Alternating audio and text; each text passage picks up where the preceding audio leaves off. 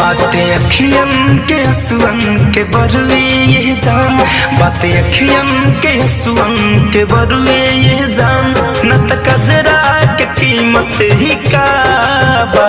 साथ देवे के वादा कर तू वे जान, साथ देवे के वादा कर तू वे जान, ए जमाना के हिम्मत ही ना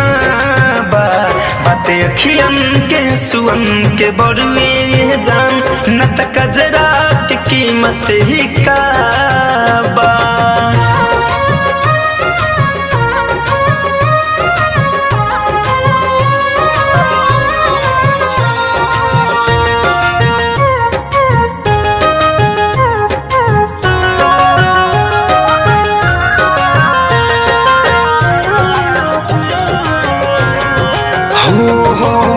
कितनो सितम होई इसके न कम होई, वादा बा प्यार तुझसे जन्म जन्म होई, कितनो सितम होई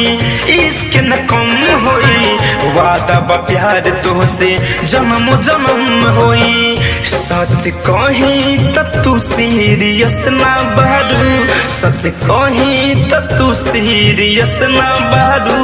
हमरा बतिया के इज्जत ही ना बा, बातें अखियन के सुअन के बरुए जान, बातें अखियन के सुअन के बरुए जान, न त कजरा के कीमत ही का बा। Music by Alok Rai.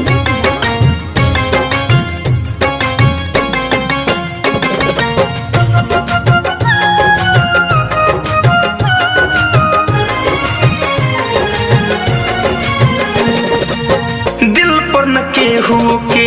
चले जो रहो, लोर बहा के मन के करना थो रहो,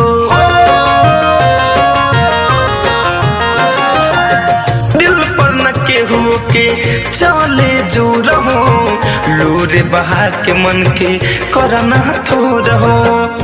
आलू को धनंजय सुमिते खातिर, आदित्य धनंजय सुमिते खातिर,